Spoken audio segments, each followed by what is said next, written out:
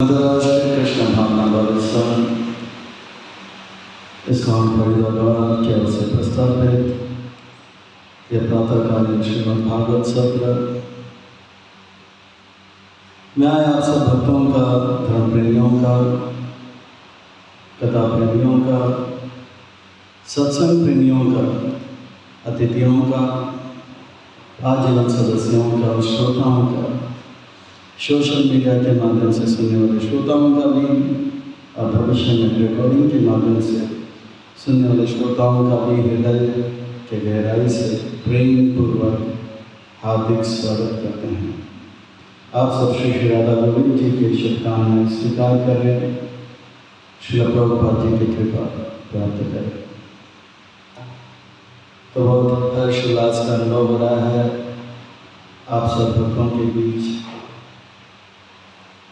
बहुत ही सुंदर भव्य भगवान के लिए, राधा गोविंद जी के लिए, सीताराम लक्ष्मण हनुमान जी के लिए, पंचतत्व के लिए सुंदर मंदिर बनाया गया है।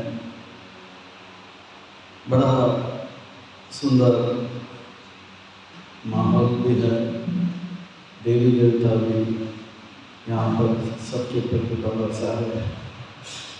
तो बहुत जो है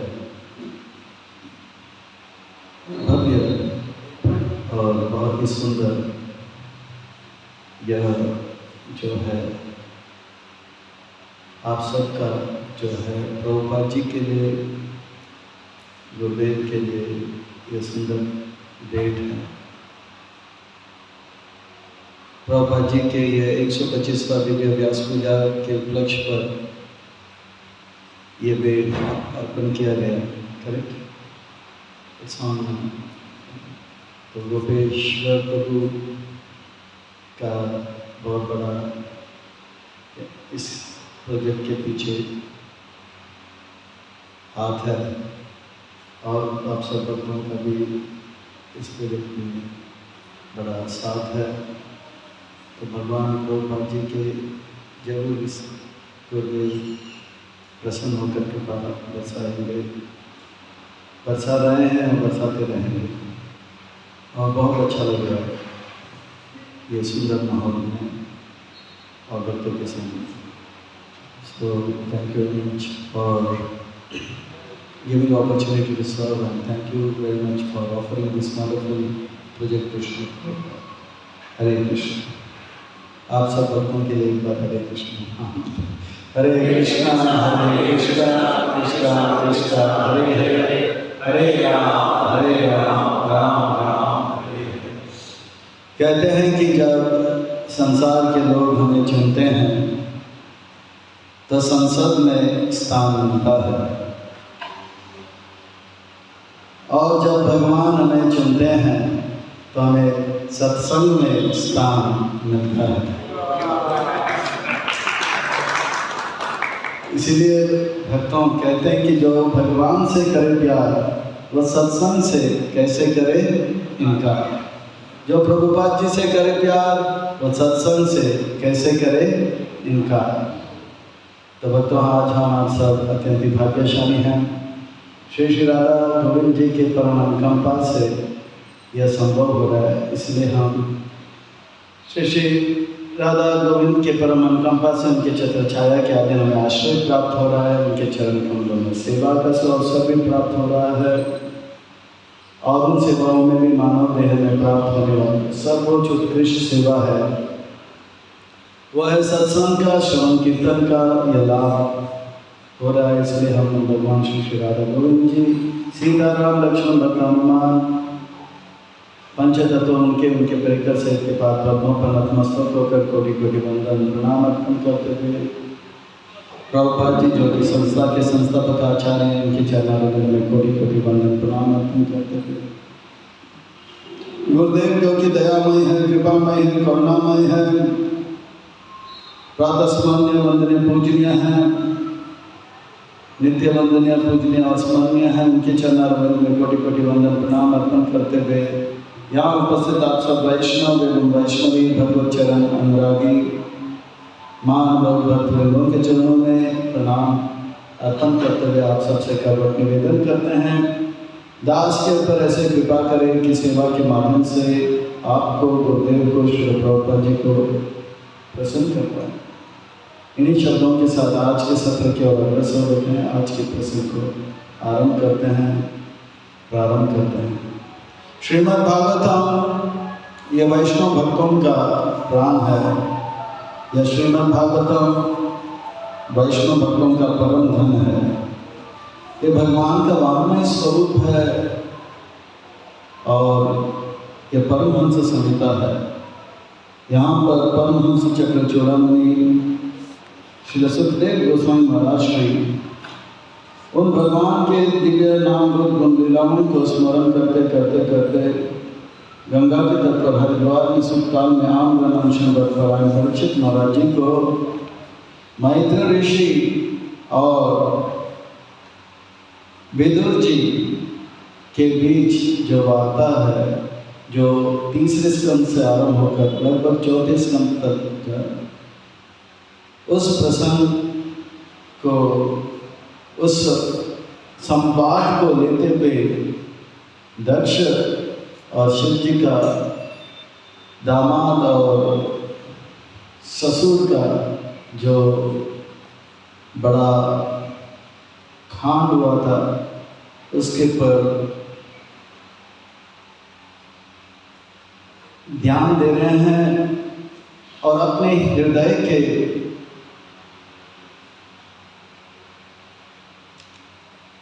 चलचित्र, हृदय के भीतर इन सब लीलाओं को दर्शन करते हुए, हृदय के जो पर्दे में इन चलचित्रों को देखते हुए, इन लीलाओं को देखते हुए वे हृदय से इन कथाओं को परीक्षित महाराज जी को सुना रहे हैं। और परीक्षित महाराज जी भी इन बातों को जो है बड़े ध्यान से श्रवण करते हुए उन लीलाओं का साक्षात दर्शन भी कर रहे हैं। सुखदेव गोस्वामी महाराज की कोटि के वक्ता, श्रोता और मैत्र ऋषि जैसे वक्ता और श्रोता जब कहते हैं तो हृदय से कहते हैं, जो कहते हैं वो हृदय में देखते हैं, और जो देखते हैं उसी को देखा, जैसे कहते कमेंट्री, आंखों देखा हाल सुनाते हैं। ये समर्पित प्रेम प्राप्त, कृष्ण प्रेम को प्राप्त किए भक्तगण हैं। तो मैत्र ऋषि आरंभ करते हैं और कहते हैं कि ये महाभाव विदुर जी इति अंजेन अनुनितेन। तो मैत्र ऋषि ये अध्याय को आरंभ करते हैं इति से।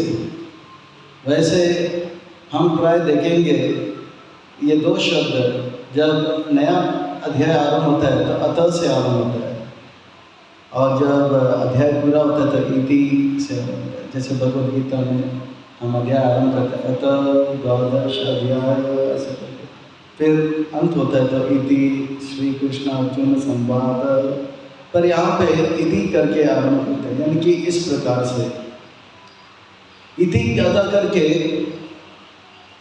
ये शब्द इस्तेमाल तब किया जाता है कुछ एक प्रसंग पूरा हो जाता है। इति का अर्थ होता है इस प्रकार से, संवाद पूरा हो गया।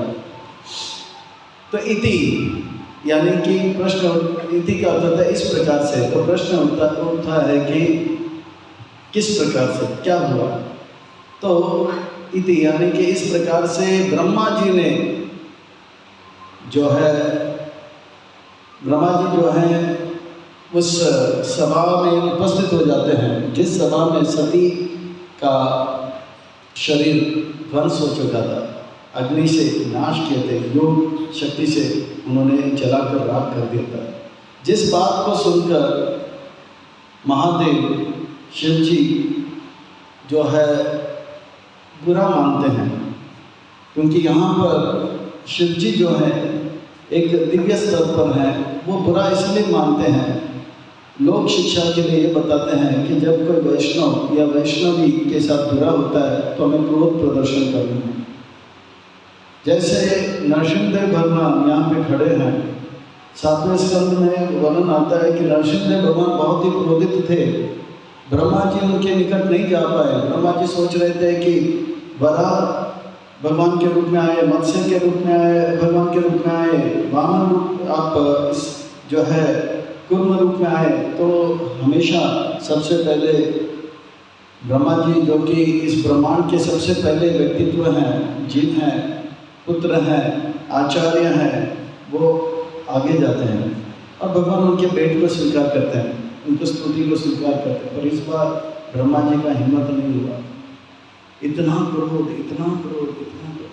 श्रीमद् भागवतम के 7वें स्कंद के 9वें अध्याय में वर्णन आता है, भगवान ने हिरण्यकश्यप को मार दिया, यहाँ तक कि भगवान के लिए आसन कोई देने के लिए तैयार नहीं, तो भगवान ने स्वयं आसन खींच के ले लिया और फिर देखा कि कोई पुष्पहार नहीं दे रहे, तो हिरण्यकश्यप के यात्री को डाल दिया और फिर भी ब्रह्मा जी आगे नहीं बढ़ रहे।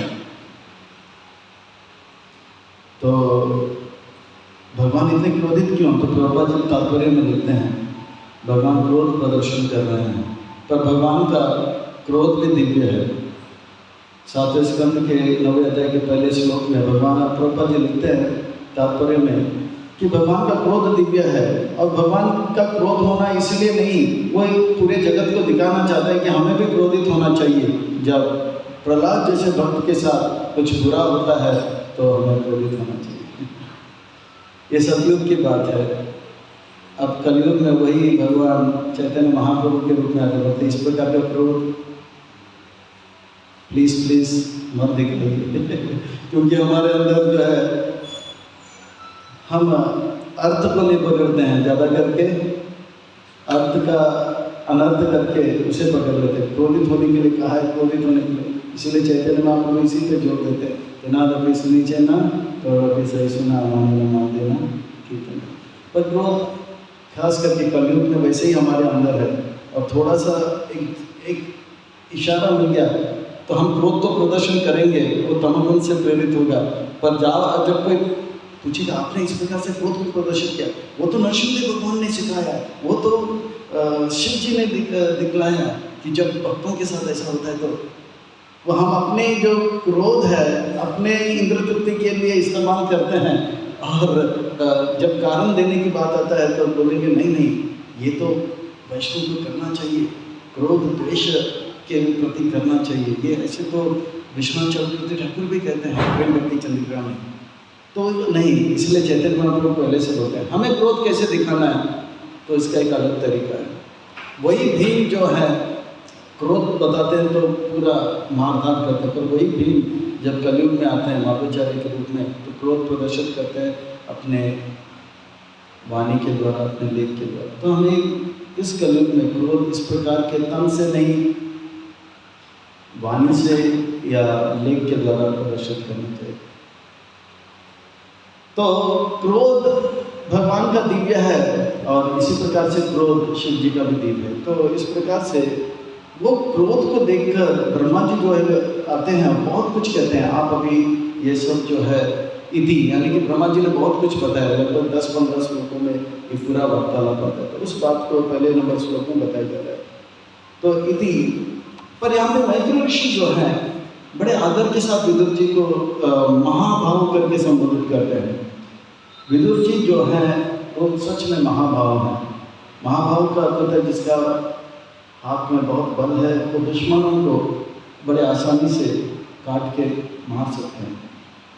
वो क्षत्रिय भी हैं या दुर्योधन के या धृतराष्ट्र के जो शासन में वो बहुत बड़े मंत्री भी रहे।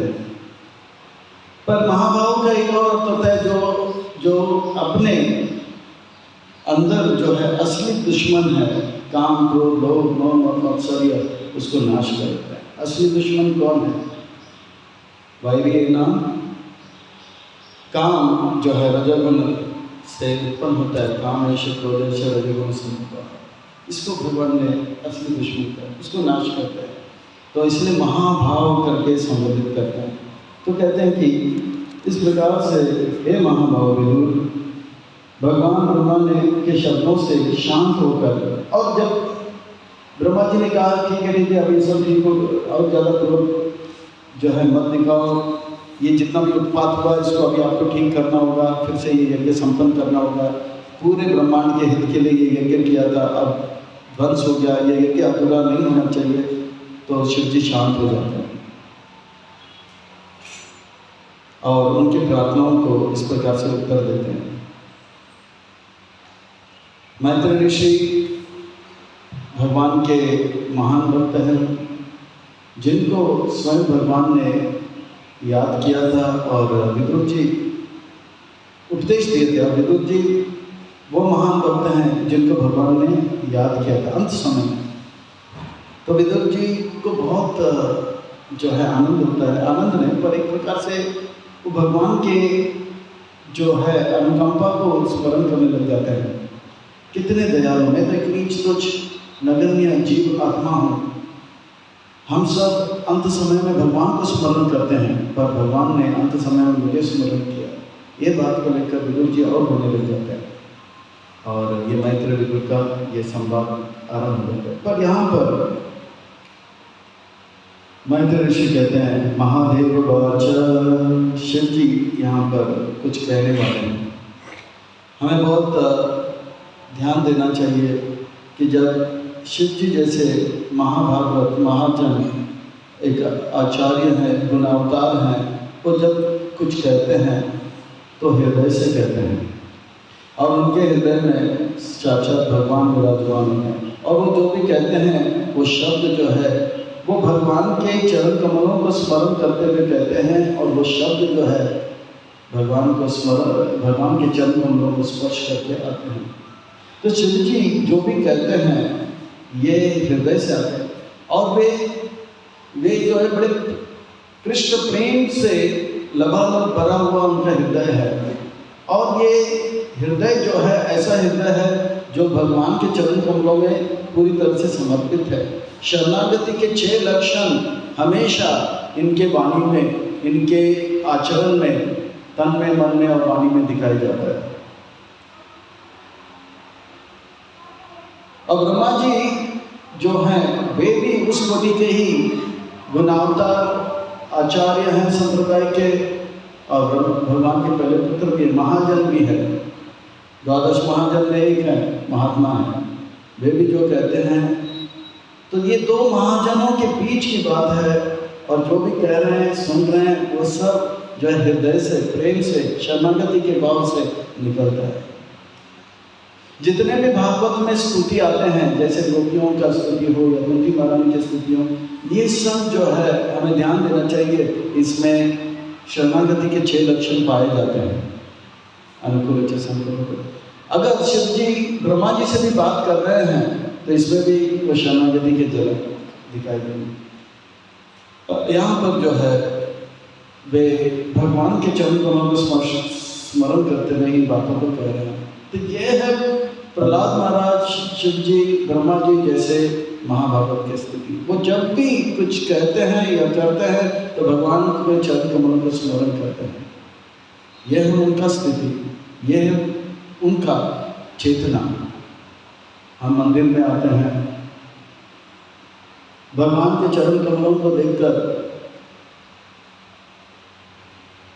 हम अपने चरणों को याद कर लेते हैं, बोलते हैं कि हमारे जूते कहाँ हैं। एक बार एक व्यक्ति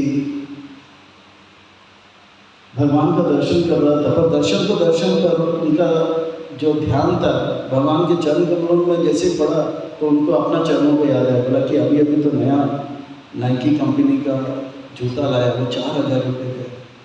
उसका टेंशन बढ़ने लगा और भगवान से प्रार्थना बहुत कुछ करने वाले थे, तो यही प्रार्थना किया कि मेरे जो चरण के जो जूते हैं वो सुरक्षित रहे। तो व्यक्ति जब वापस गया तो देखा कि वहाँ से 1 2 4 हो गया वो जूता। तो देख रहा था जूता चला कहाँ गया, पाँव नहीं है, पाँव में पड़े तो जूता यहाँ आ जाता, पर वो जूता दिखाई नहीं दिया। फिर वापस अपने दोस्त को बुला रहे, मेरा जूता कहाँ गया, मेरा जूता कहाँ गया। तो बोला कहीं दिखाई नहीं था। बोला देखो भगवान से प्रार्थना करो, भगवान ही कुछ कर सकते हैं। वही अनहोनी को होनी कर सकते हैं, नामुमकिन को मुमकिन कर सकते हैं, असंभव को संभव करते थे। ये तो हमारे द्वारा संभव नहीं कि वो महंगा जूता मिल सकता है। तो वो गया भगवान के पास और भगवान के और देखा, भगवान के चरण कमलों में देखा और वापस आ गया। तो दोस्त ने पूछा क्या हुआ, तो बोला मैं भगवान से प्रार्थना कर रहा था कि वो जूते मुझे मिल जाए, पर मैंने देखा भगवान वहाँ पे खड़े हैं और मुस्कुराते हुए कहते देखो मेरा भी यही हाल है, आप अपने तो ये हमारा हाल है। हम भगवान के ध्यान में आते हैं, भगवान के चरण कमलों को भी देखते हैं, फिर भी हम उनके चरण कमलों का स्मरण नहीं करते हैं। उसके चरण कमलों में 19 चिन्ह है। पर ये जो है महाभागवत हमें शिक्षा देते हैं कि भगवान के चरण कमलों में ध्यान देना चाहिए। ये ध्यान इसलिए देना चाहिए, इसके अनेक कारण हैं। भगवान के चरण कमलों में 19 चिन्ह है, एक 8 11 जो है दाहिना और 8 जो है बाएं चरण कमलों में है, और इस 19 चिन्ह से 19 आशीर्वाद मिलते हैं। दूसरी बात है ये विनम्रता का जो है लक्षण है। भक्तों के अंदर में विनम्रता कूट कूट के पड़ा होता है। कल परम पूज्य हरदर स्वामी महाराज जी इस बात को बता रहे थे कि जब कोई प्रश्न उठा कि हम क्यों गुरुदेव के चरण कमलों की ओर ध्यान दें, तो हरदर महाराज ने कहा ये विनम्रता का प्रदर्शन है। जैसे कोई तो वो बता रहे थे कि उनके जो है पिताजी दादाजी का बहुत बड़ा ज़मीन है, और गरीब लोग कभी कभी आते थे, और वो बता रहे थे गरीब जब आते थे तो दोनों पाँव हाथ जोड़कर उनके पिताजी या उनके दादाजी से चरणों में झुककर आज हमें कृपा करके 1 किलो चावल दे दिया, ऐसे करके वो उनका हिम्मत नहीं होता था कि वो आंख उठाकर देखें। ये जो है एक प्रकार से प्रदर्शन करता है कि हम आपके दास हैं, हम जो हैं आपके आज्ञा सुनने वाले में से हैं, हम आपके बराबर नहीं हैं, आप तो इतने ऊंचे हैं। ये विनम्रता प्रदर्शन करते हुए जो है वो गांव वाले जो है सेठ जी के चरणों में देते हैं। वही भाव जो है एक पवित्र भाव और प्रेम के साथ जो है शिव जी, ब्रह्मा जी या प्रहलाद महाराज जो है चरण कमलों में ध्यान देते हैं। ऐसा नहीं, वो कहते हैं कि हम जो है आपके जो है मुखमंडल को देखने के योग्य नहीं हैं। ये चरण कमल ही हमारे लिए देखने लायक या ध्यान देने लायक जो है एक जो है वस्तु है। तो इस प्रकार से चरण कमलों में ध्यान करते हुए कहते हैं शिव जी और ब्रह्मा जी ये शरणागति के 6 लक्षण को प्रदर्शन करते हैं। तो ये विनम्रता इत्यादि को प्रदर्शन करते हैं। और यहाँ पर जो है महादेव जो है शिव जी जो है वे कह रहे हैं कि नागम ब्रजेश बालानाम, तो कहते हैं कि अगम का होता है पाप, जैसे अगासुर, एक बहुत बड़ा असुर है अगासुर, है ना, बहुत खतरनाक असुर है अगासुर, क्योंकि उसके अंदर तो बहुत सारा पाप था।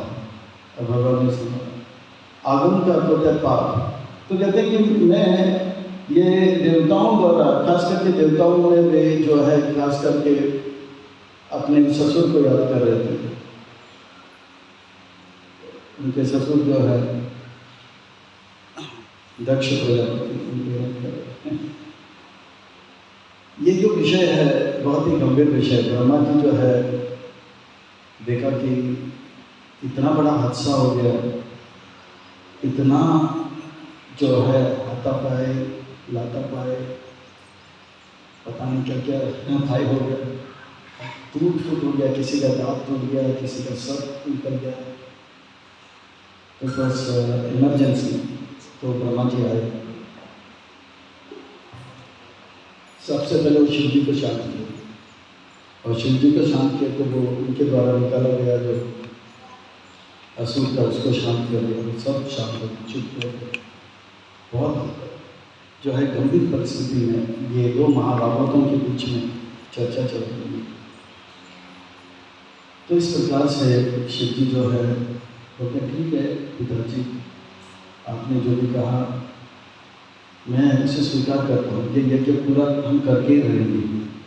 और सच पूछो तो मुझे क्रोध आया नहीं, पर ये क्रोध जो था मैं केवल इस प्रकार से इनको ठीक करने के लिए जो है। यहाँ पर ये जो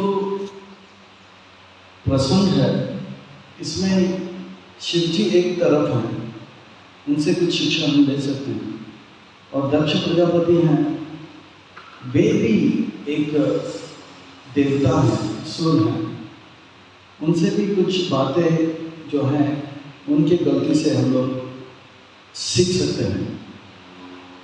दोनों जो हैं ब्रह्मा जी के पुत्र हैं, शिव और ये। पर दक्ष प्रजापति जो है इतने उन्नत हो गए, इतने उन्नत हो गए, इतने उन्नत हो गए कि उनका प्रभाव जो है ऐसा है कि जितने भी देवता हैं वे उनसे डरते थे। वो आदर देते थे, पर आदर के साथ प्रेम नहीं, डर ज़्यादा था, ऐसा प्रभाव था। यानी कि मेटेरियलिस्टिकली वो बहुत एडवांस हो गए थे। वो है देवता, सुर है, धार्मिक है, पर आध्यात्मिक नहीं है। सुबह जल्दी उठते हैं, विष्णु का पूजा भी करते हैं, पर फिर भी वो आध्यात्मिक नहीं है। उनका जीवन का लक्ष्य जो है उनको ही पता नहीं। बहुत पूजा लाभ प्रतिष्ठा में उनका जो है फोकस रहा, पूरा डिविएट हो गए थे। कृष्ण प्रेम प्राप्त करने के लिए उनके दामाद बैठे हैं वहां पर, उनकी जो आध्यात्मिक उन्नति को वो पहचान नहीं पाया। जब राजा उत्तानपाद को पता लगा कि उनका बेटा 5 साल का कृष्ण प्रेम को प्राप्त करके, भगवान का दर्शन प्राप्त करके, भगवान के आशीर्वाद प्राप्त करके वापस आया, तो उत्तानपाद राजा जो था उनके, वो भी बहुत ही मेटेरियलिस्टिक थे और डिविएटेड थे, पर फिर भी उन्होंने अपने बेटे को जो है मन से प्रणाम किया, गले से लगाया और उनको राजाभिषेक करके उनको स्नान दे दिया। उत्तानपाद को अंडरस्टैंड कि ध्रुव महाराज जो है भले मेरा बेटा है शारीरिक दृष्टि से, पर आध्यात्मिक दृष्टि से he is very very elevated, इसलिए वो उनको आदर दी। और पर यहाँ पर ये इतने मेटेरियलिस्टिकली आगे बढ़ गए कि वो उनको पता नहीं वो कहाँ जा रहे हैं, उनको पता नहीं, दक्ष प्रजापति को पता नहीं वो कहाँ जा रहे हैं। उनका फोकस जो है केवल पूजा लाभ प्रतिष्ठा में रहा। मनुष्य जीवन इतना कम समय के लिए उसमें कृष्ण प्रेम प्राप्त करना होगा, भूल गया। सारे नियमों को पालन कर रहे हैं, पर नियम क्यों पालन कर रहे हैं पता नहीं उनको। एक बार एक पायलट ने अनाउंसमेंट किया, क्योंकि उन्होंने देखा हवाई जहाज जो है वो स्पीड में जा रहा है, पर उनको ये भी होश में आ गया कि वो दिशा यंत्र, डायरेक्शन देने वाला जो मशीन है वो खराब हो गया। तो अभी कहाँ जाना है उनको पता नहीं, पर जहाँ भी जा रहे स्पीड में जा रहे, तो उन्होंने अनाउंस किया, देवी एवं सज्जन आप सबके लिए 2 खबर है, एक खुश खबर है और एक दुख देने वाला खबर है। तो सबसे पहले मैं दुख देने वाला खबर देता हूँ। तो बोला दुख देने वाला खबर यह है कि हमारा जो प्लेन है, ये प्लेन हवाई जहाज जो है, इसमें जो यंत्र है दिशा दिखाने वाला वो काम नहीं कर रहा। तो हम किस दिशा में जा रहे हैं हमें पता नहीं। पर खुश खबर यह है जिस भी दिशा में हम जा रहे हैं एकदम तेज गति से जा रहे हैं। तो सब लोग भयभीत हो गए, अरे बाप रे, तेज गति में जा रहे हैं, वो भी गलत दिशा में, तो घातक होगा, तो बहुत खतरनाक होगा। एक बार एक व्यक्ति बहुत तेज गति से साइकिल चला रहा था, रात का समय था, तो पुलिस ने रोका उसको, रुक जा, ये कानूनी जुर्म है और ऐसा लाइट नहीं लगाओगे तो आपका जीवन खतरे में होगा और दुर्घटना घट सकती है, खतरा हो सकता है। तब वो साइकिल वाला चिल्लाया, बोला कि कोतवाल साहब, खतरा जब होगा तो होगा, हाँ, दुर्घटना जब घटना है तो घटेगा। ये साइकिल में लाइट नहीं है, मैं मानता भी हूँ, पर आप इसी पर हट जाइए, इस साइकिल में ब्रेक भी नहीं है नहीं तो हादसा आपके साथ ही हो जाएगा। तो ये जीना भी कोई जीना है ना, तो ज्ञान का प्रकाश है, भागवत भगवत गीता का शिक्षा का प्रकाश है, ना इंद्रिय को संयम करने का ब्रेक है। ऐसा अगर होगा तो बहुत ही घातक होगा।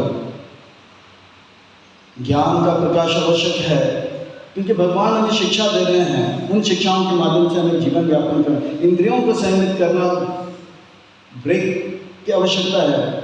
गलत दिशा में जा रहे हैं तो रोक ठोक कर सकते हैं, अगर ऐसा नहीं करेंगे तो घातक होगा। तो यही जो है दक्ष प्रजापति के साथ हो रहा है, तेज गति से जा रहा है, कौन से दिशा में जा रहा है उनको पता नहीं। तो यही लड़का जो है वो और तेज गति में जाने लगा, अपने इलाके में आ गया।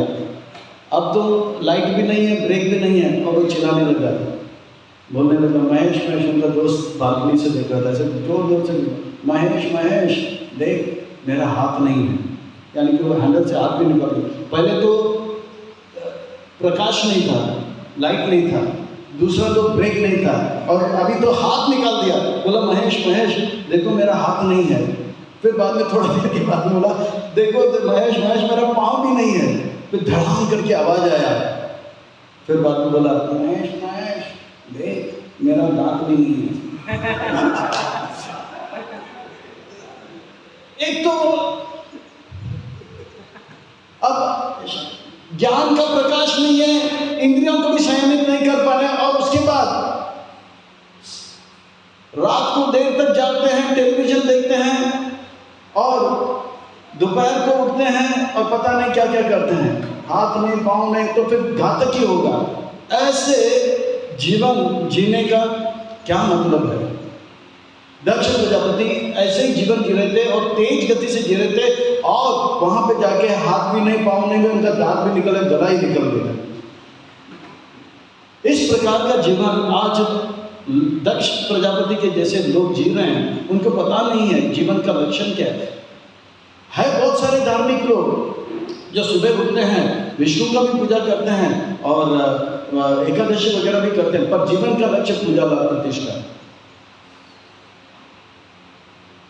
एक छोटा सा क्या बोलते हैं, मोबाइल में यूट्यूब में एक छोटा सा ये शॉर्ट वीडियोस आते हैं, अमन लीला का आया था। वो कह रहे थे कि एक व्यक्ति जो है पूरा नॉलेज था उसको, लाल बत्ती आएगा तो रुकना है, पीला आएगा तो चालू होना है, और हरा होगा तो निकल जाना है।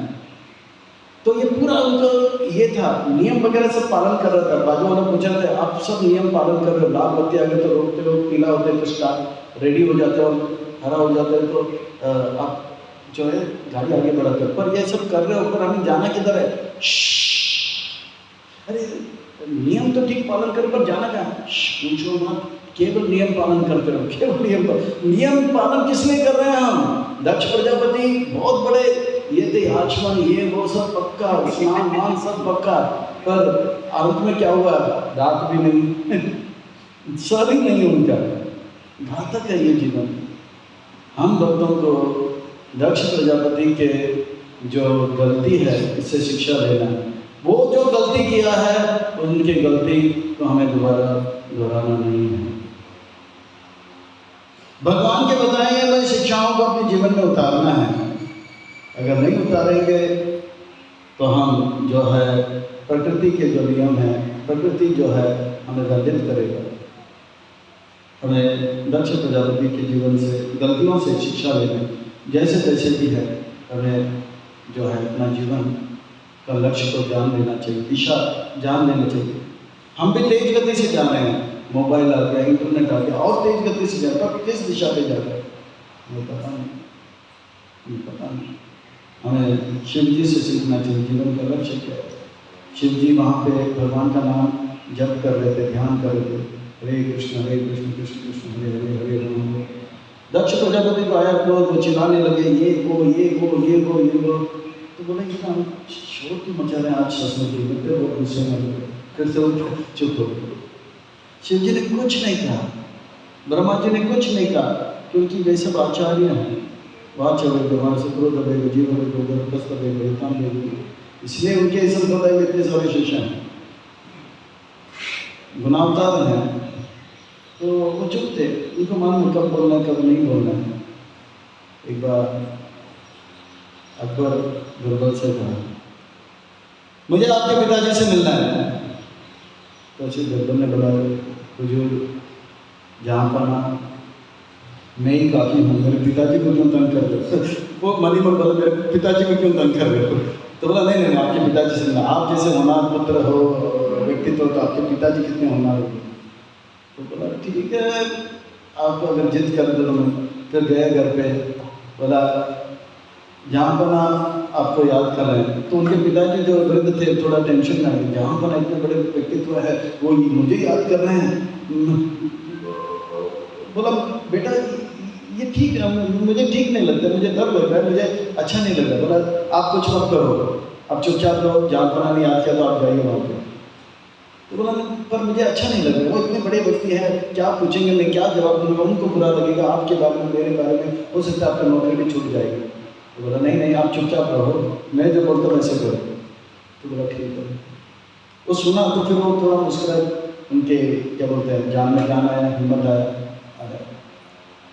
अब अकबर जी आए, अकबर के पास दरबार में आए तो बोला बहुत आप आए, मुझे अच्छा लगा, आप आए, बाहर आए, बहुत खुश हुआ, आपका बेटा इतना होनहार है, बताइए आपके स्वास्थ्य कैसा है? सब कुछ ठीक है? कुछ चीज़ों की आपको आवश्यकता है?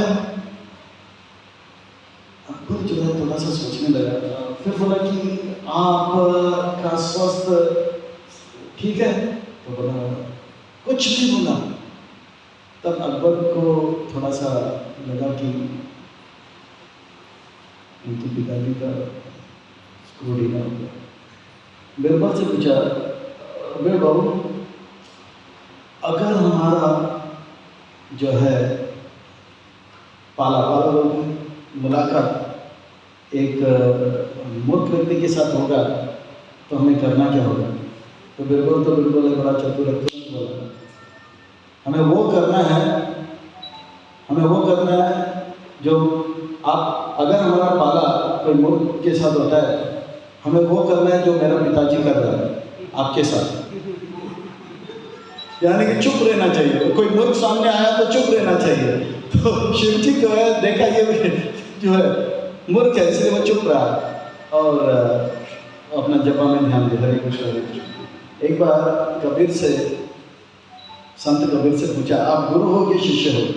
तो कबीर जी ने अलग ही उत्तर दिया, बोला मैं जो है बुद्धिमान लोगों के गुरु हूँ, यानी कि उनको मैं अच्छी बात बताऊंगा तो वो सोचेंगे और उस पर लागू करेंगे, और जो मूर्ख हैं उनका मैं जो है शिष्य हूँ। यानी कि मूर्ख लोग अगर कुछ बोलेंगे हाँ ठीक है बोल के अपने जपा में बोलते हैं, उनसे तर्क नहीं करना। तो इस प्रकार से कबीर जी बोले। पर ये आजकल के जो मूर्ख लोग होते हैं बहुत ज़्यादा हाईफाई एडवांस होते हैं, तो उनके साथ कैसे व्यवहार करना? अगर उनसे बात भी हो गया ना, वो ऐसे उत्तर देते हैं जिससे कि हमारा मुँह हमेशा के लिए चुप हो गया।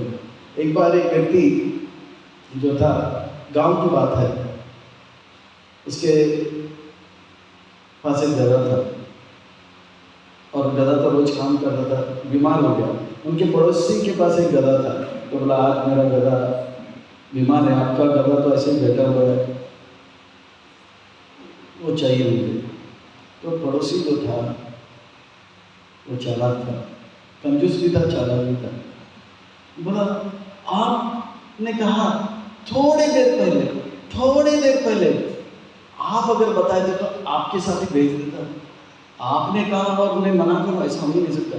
क्या हुआ? वो गधा तो थोड़ी देर पहले जंगल की ओर मैंने उसको छोड़ दिया। देखो कैसा हो गया, वो गधा जो था पीछे से चिल्लाने लगा, पीछे कमरे में था, वो अपना आवाज़ निकालने लग गया। तो आवाज़ निकालने लगी तो ये जो सज्जन था जो आया था, तो बोला गधा तो वहाँ से आवाज़ कर रहा है और बोल रहा है, चीख रहा है, वो गधा ही बोल रहा है ना। तब ये चतुर व्यक्ति और भी चतुर हो गया और चालाक हो गया और बोला क्या कलयुग आ गया, क्या कलयुग आ गया। मनुष्य कुछ कह रहा है, इस पे विश्वास नहीं, और गधा जो कह रहा है उस पर विश्वास। तो ये जो सज्जन था बोला अभी इनसे और कुछ बात नहीं करना। तो यही जो है मेटेरियलिस्टिक लोग इतने कंजूस होते हैं, इतने मतलबी होते हैं, उनसे डोनेशन मांग लो, ये मांग लो, तो अपने परिवार के लिए वो बहुत कुछ करेंगे, पर भक्तों के लिए जन्माष्टमी में डोनेशन, तो भक्तों का जूता तो जूता, चमड़ी भी घिस जाता है, फिर भी उनको जो है रहम नहीं आता है। फिर बोलेंगे एक बहुत बड़ा डायलॉग, फूलों का बगीचा तो नहीं, फूलों का माला भी नहीं, फूलों का गुच्छा भी नहीं, फूल भी नहीं, फूल की पंखड़ी आपके लिए लो, 10 करोड़ तो अपनी बेटी के विवाह में, और मेरी ओर से 11 रुपया आपके लिए। तो इस प्रकार से मेटेरियलिस्टिक लोग से क्या बात करें, तो चुप रहना चाहिए। तो शिव जी चुप थे, और अब जो है जब उनको लगा कि इन्होंने उनकी सती के साथ बुरा व्यवहार किया, तब शिक्षा देने के लिए ये देवताओं को दंड दिए थे, और खास करके उनके ससुर को दंड दिए थे। पर ब्रह्मा जी को वो समझा रहे हैं, मेरा जो गुस्सा है इन देवताओं के प्रति नहीं है, पालाना, तो लोग तो बच्चे हैं, बच्चे के ऊपर सरकार भी, पुलिस भी, बच्चा भी उत्पात मचाता है ना, पुलिस कुछ नहीं करते, बोला ये बच्चा है। आजकल तो बच्चों के लिए इतना है कि वो उत्पात मचाए, पिताजी भी डांटे, वो ही कुछ नहीं करे, टीचर भी डांटे तो कुछ नहीं, उत्पात इतना मचाते हैं, कुछ भी करें। एक बार एक व्यक्ति अपने बच्चे को लेकर अमेरिका के सिटीजन बन गया, और एक दिन उन्होंने अपने बच्चे को डांट दिया, तो बच्चा ने एक नंबर दबाया, टक टक टक, तुरंत पुलिस आया और उस व्यक्ति को जेल लेकर गया। नियम है अमेरिका में कि बच्चे को डांट दिया और खबर आ गया चाइल्ड अब्यूज का, तो तुरंत जेल में, कोई उनको बेल नहीं हुआ। 4-10 दिन के बाद वो वापस आया, वो अपने बच्चे से दर दर के रहा, बोला कि अब इंडिया चलते हैं, इंडिया में हिमालय बहुत अच्छा है, मतलब कश्मीर वश्मीर सब जाएंगे, बेटा भैया सब भैया। तो न्यूयॉर्क से फ्लाइट निकला, और जैसे दिल्ली पहुंचा, टैक्सी में जैसे बैठे, तो पिताजी ये हाथ निकाल दे धरा, अभी कर जितना फोन करना है आपको। तो कभी कभी जो है,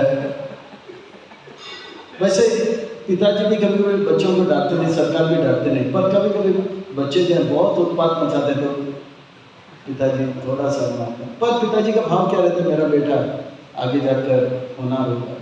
जैसे माँ यशोदा कभी अपनी बेटी को डांटा नहीं, पर सोचा अगर इसी प्रकार से उत्पात मचाए, मेरे सामने माखन खाया, बंदरों को खिलाया, जैसे आज हनुमान जी को सब मक्खन खिलाएंगे, तो ये बोले मेरे सामने ये सब कर रहा है, ये सच में नटखट है। और यशोदा मैया को दुख लगा, ये लगा कि अगर ये इतना ही नटखट रहेगा, ये पूरा वृंदावन में क्या, पूरा भारत में क्या, पूरा विश्व में नाम देंगे यशोदा का बेटा जो है, लाला जो है बहुत नटखट है। फिर सोचा अच्छे घर वाले उनको जो है शादी में बिटिया नहीं देंगे, उस टेंशन से उनको सुधारना भी ठीक है। तब वो छड़ी निकालने के पीछे ये भाव नहीं था कि इसको अच्छे से टॉर्चर करूँ। तो प्रभुपाद जी जो है तात्पर्य में लिखते हैं, मेरा भाव ये नहीं है कि शिव जी का भाव ये नहीं कि इनको टॉर्चर करें। जब जैसे हम फौज में थे तो हमको बताया गया कि प्रिजनर ऑफ वॉर, यानी कि अगर युद्ध हो जाता है, दूसरे पक्ष के दुश्मन अगर हमारे हाथ लग जाते हैं तो उनके साथ बुरा व्यवहार करते हैं,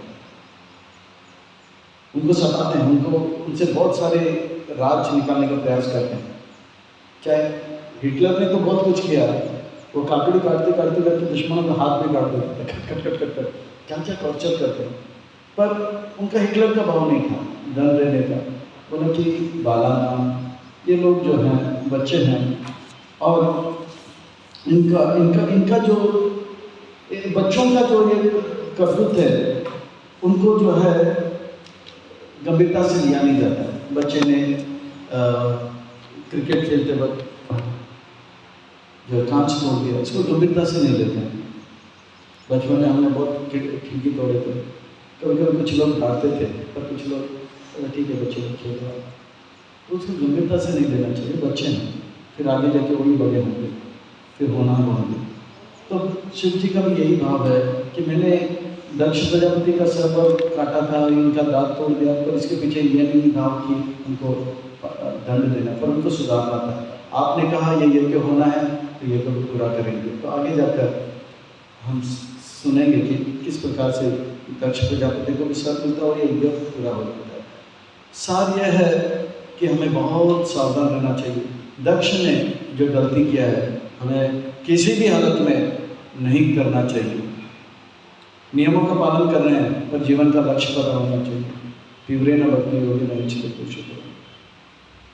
शिव जी से ये सीखना चाहिए कि किसी भी समय में, किसी भी स्थान में, किसी परिस्थिति में हमें क्रोधित नहीं होना चाहिए, मूर्ख मुँह के साथ बात नहीं करना चाहिए। और अगर क्रोध उत्पन्न भी करना है तो औरों के हित के लिए करना चाहिए, ना कि अपनी हित के लिए। और शिव जी जैसे समर्पित हैं, ब्रह्मा जी जैसे समर्पित आचार्य हैं, गुणावतार हैं भगवान के, वैसे हमें बनने का प्रयास करना चाहिए। हमेशा भगवान के चरण कमलों को स्मरण करने का प्रयास करें, यही तो जीवन का लक्ष्य है। तो इन बातों को अगर हम अपने जीवन में उतारेंगे तो हमारा दिशा ठीक हो जाएगा और हमारा दशा भी ठीक हो जाएगा। हरे कृष्ण। किसी और प्रश्न पूछ सकते हैं? Yes please. I am very happy to see you. आप पहले you are in Vrindavan before? I think I saw the video.